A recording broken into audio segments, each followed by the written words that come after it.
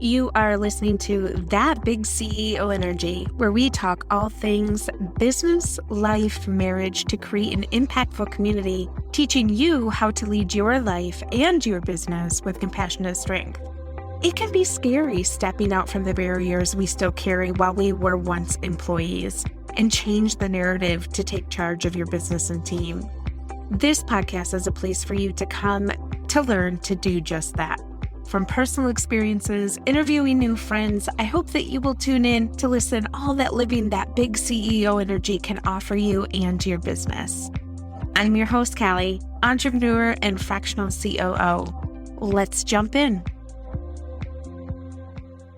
Welcome back. You are listening to episode 31, and today I am going to take you on a little bit of a personal journey.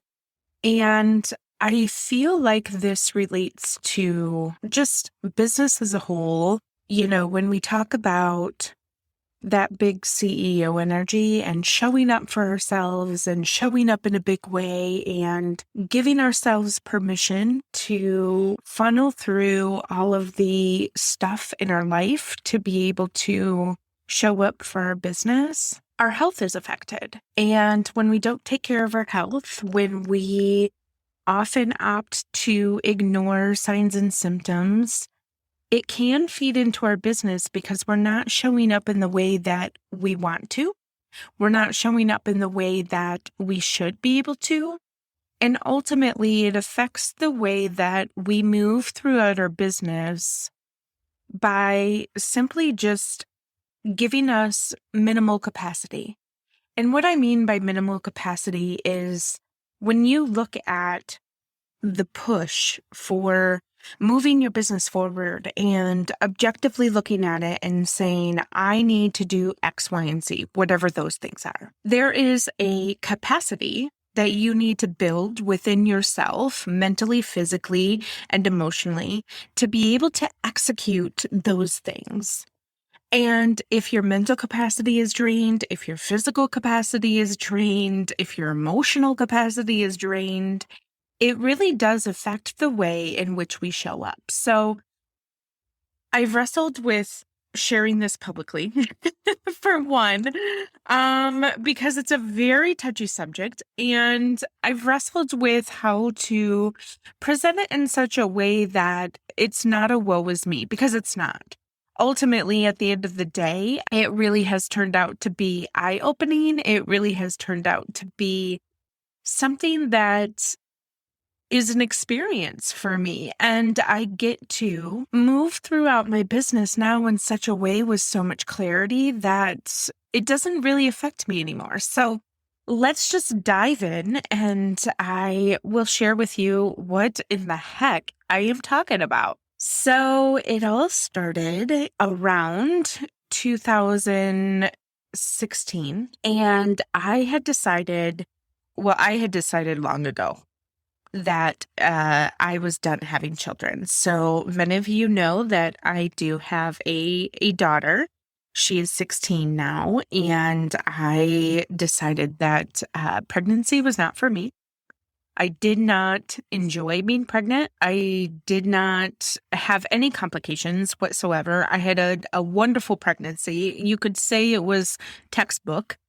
My daughter was the best baby on the face of the planet. She slept through the night pretty much the day I brought her home, and everything was great, but I didn't love being pregnant, and I would not trade her for the world. But what I would say is when I was pregnant, I was 20 years old. Well, I was 19 when I got pregnant. I was 20 when I had her. And I just knew that she was going to be my one and only. And, she is, from the day she was born, she's always been a really lovely child. And so why ruin that a second time, right? As they would say. So I knew ultimately that was my plan. I didn't want to have children. Cut to 2016, where I really felt the pull to get the birth control that I had that was implanted in my arm removed. But I needed something as an alternative, right? And at the time, they had this implant called Essure, which is a form of permanent birth control. And what it is, it's almost like a spring that they put in your fallopian tube. And they put it near your uterus. So then over the next, I can't even remember how long it takes, maybe 6-8 weeks, tissue grows around that. So when the tissue grows around that, it creates the blockage, and then you no longer can pass eggs through the fallopian tube to the uterus, which means you're not going to get pregnant. And so the gynecologist that I was seeing at that time, I was talking about more of a permanent form of birth control. I was going to get my tubes tied as it would. And he said, well, let's try this. And, he gave me all the risks. And at the time, there were very minimal risks. And the only risk really that would really affect me was that I couldn't go back. And so I had to really contemplate, do I really not want to have children? Is that something that I don't want to have? And at the end of the day, it still was a resounding, Daniela is your one and only. And so I said, okay, let's go ahead and do that. Well, I knew in 2018 that there were lawsuits that were floating around, and they didn't really provide a ton of information. And now, actually, when you go to the Essure website, it says that they have been taken off the market and that Bayer has stopped all production. And so when they had these lawsuits in 2018, they still had, up into a year when they discontinued it in 2018, they still had an obligation that if somebody had purchased it prior to discontinuing, that person had up into a year to get it implanted if they chose. And then the lawsuits came out. And mind you, this Essure has been quote unquote FDA approved since 2002. And from 2002 to January of 2019, the agency had received 26,272 adverse event reports about the device. And so my thought was during this time, I don't have any issues, right? I'm not experiencing the type of situation that the websites were painting. And what the websites were painting was that the spring would dislodge attached to other organs, and that was causing an issue, obviously. That women would experience ectopic pregnancies, which I knew that was a risk going into it, but I had never experienced that. So I'm like, okay, check 1 and 2, we're good there. I'm not experiencing anything. But it never mentions anything about experiencing autoimmune conditions. And we all know that putting foreign things in your body can trigger dormant or underlying or new autoimmune conditions. And I didn't really start putting the dots together until this year when I decided to take control of my health. So if you remember, or if you have been around for any length of time, I have been battling since about the beginning of 2019. I've been battling finding help for feeling like I have huge inflammation markers. And ultimately, the beginning of 2020, the beginning of 2020, I was diagnosed with seronegative rheumatoid, and they put me on methotrexate. From there, I really was just living with this diagnosis of, great, now I have arthritis. This is something I'm just going to have to deal with. And I thought the end all be all was this methotrexate, and then I was just going to live with this for the rest of my life. And one of the things that happened to me was I went to church for a women's conference weekend, and it was called Heart of the Home. And I remember sitting with this group of women, and there was a woman on stage that was talking about how she had all of a sudden got a crippling autoimmune disease. And it came out of nowhere. her whole story was excruciating to listen to, but she's a beautiful storyteller. And so by the end of it, she was on her knees, just throwing her hands to God and letting him drive however this situation was going to go, right? And she said, I had made the decision to stop going to my rheumatologist. And I stopped taking the medication, and I had decided to seek out a naturopathic doctor, or some people call it a homeopathic doctor. I choose to call it a homeopathic doctor because my tongue just works that way. So when she went to the homeopathic doctor, she had explained, all of the things that they had went through.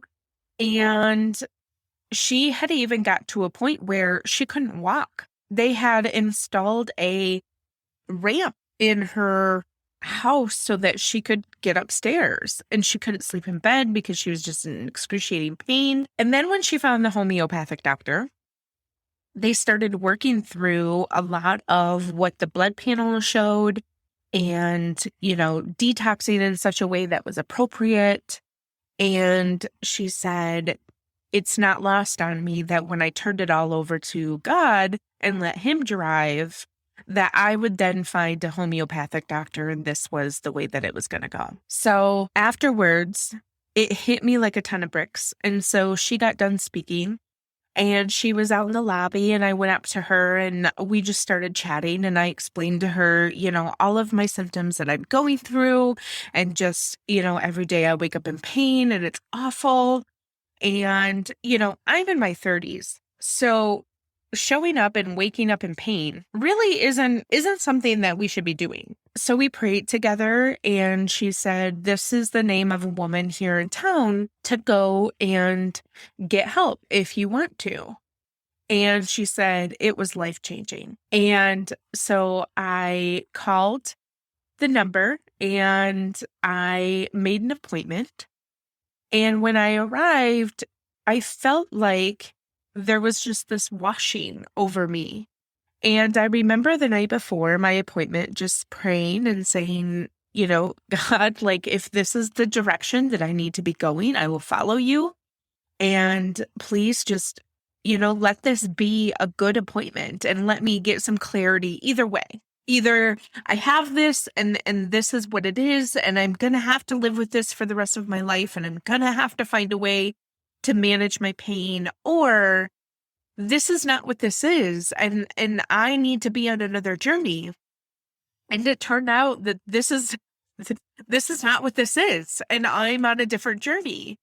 And so when I had my initial appointment, there was no judgments. The woman is absolutely incredible. And she said, I want to take some time and do some more research on some of the things that you have shared with me. And so I'm not ready to give you a protocol, basically.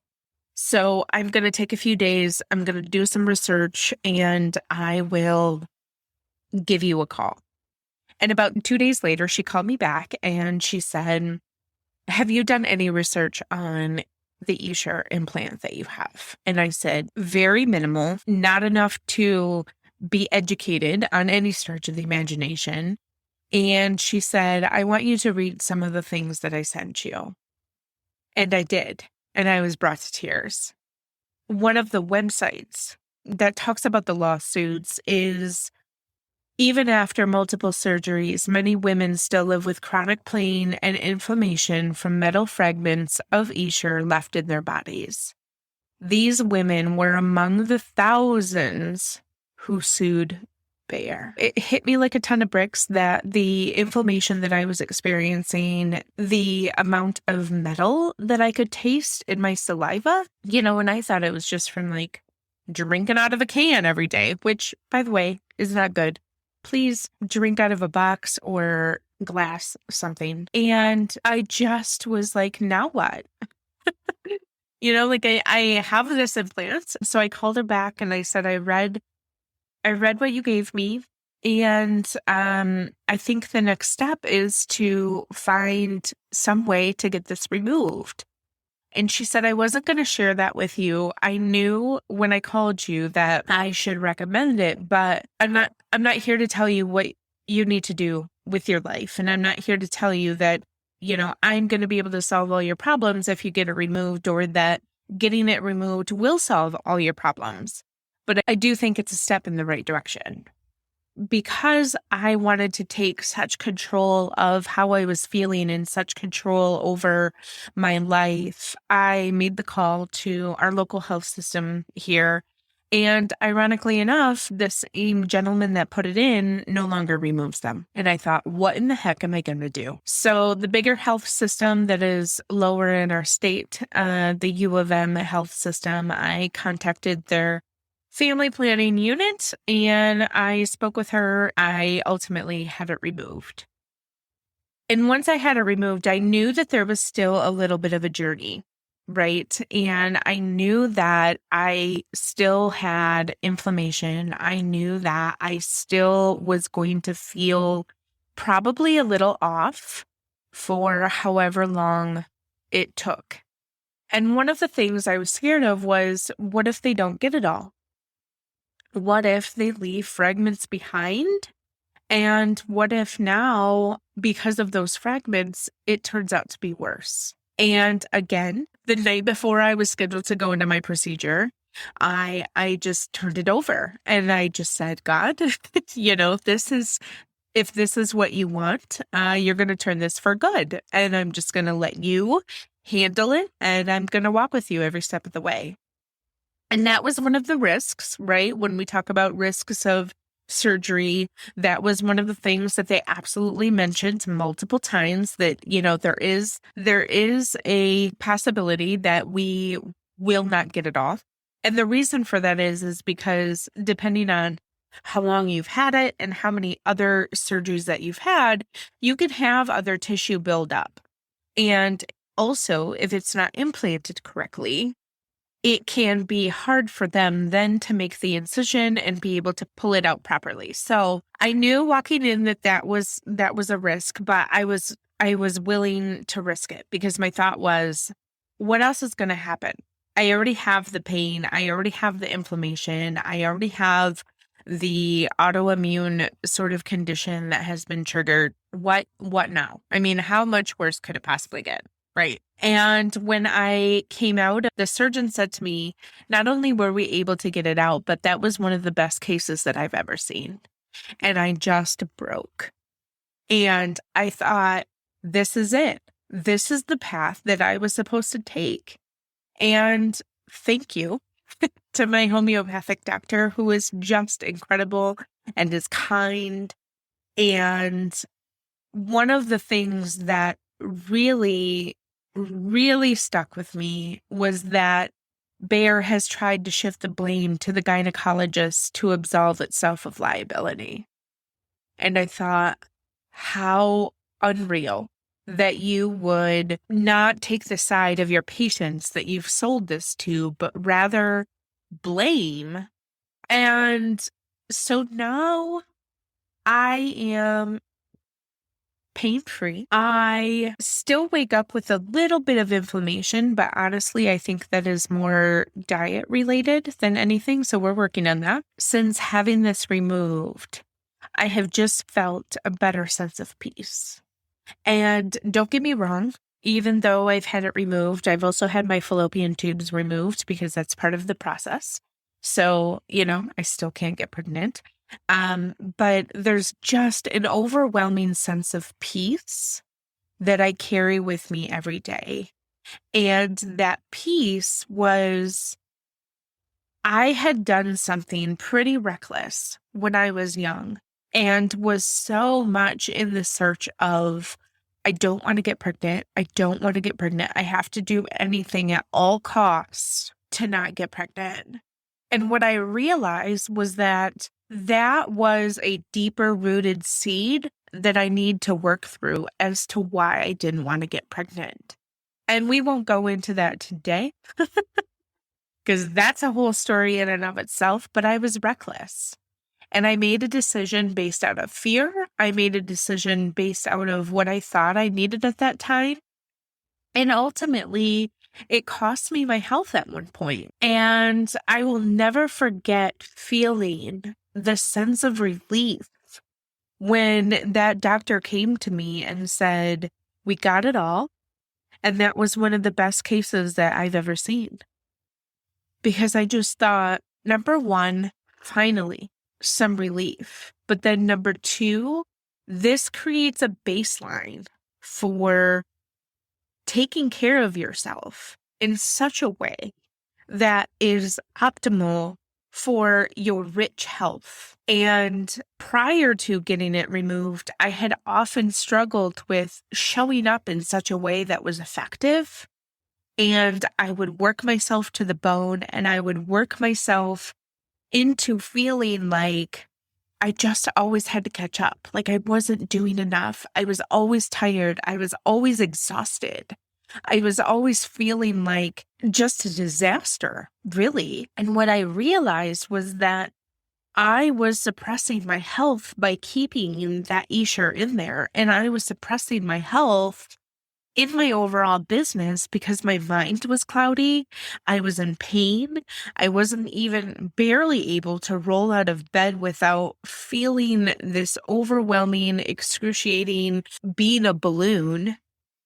And I just want you to know that if you are working through health issues, and if you are trying to understand what is happening, don't quit.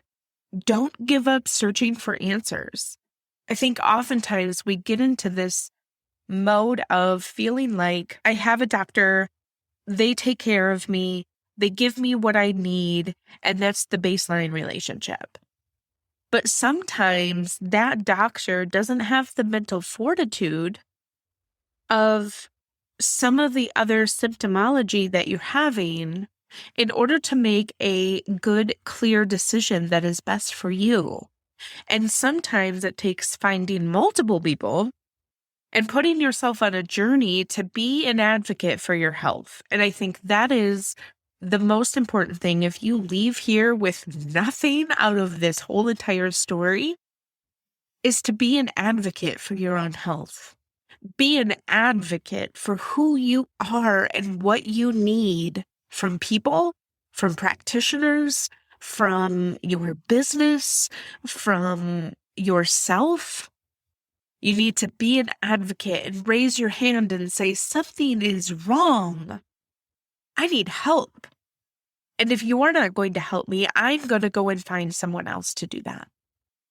And don't be scared. Don't be afraid to look them in the face and say, I don't think that this is the best plan. And I feel comfortable going and finding other answers. Thank you so much for everything that you have done for me up until this point.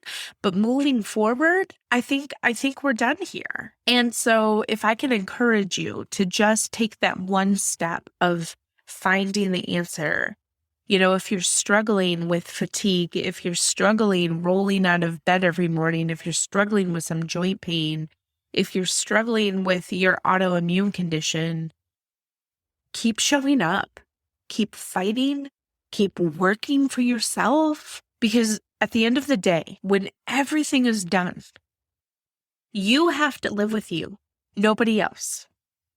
And if you choose to let everybody else tell you exactly what you need to be doing, and you make no informed decisions, then you could walk yourself into a dangerous path. So I hope that this encourages you. I hope that, my story can be a beacon of light and make this known. I'm not telling you to ditch your family doctor and go to a homeopathic doctor and do all of the things that I just went through, but I am telling you to be an advocate. And I am telling you to be an advocate for yourself because you deserve it. Thanks for listening to That Big CEO Energy. If you heard something today that helped you, I would love it if you would leave a review and share it with your friends. This helps more people like you become inspired just like you are. If you would like to learn more about how I can help you streamline and position your business for growth or lead your business as a CEO, feel free to jump into the show notes with all of the links to find me. And don't forget to head over to Instagram so we can be pals.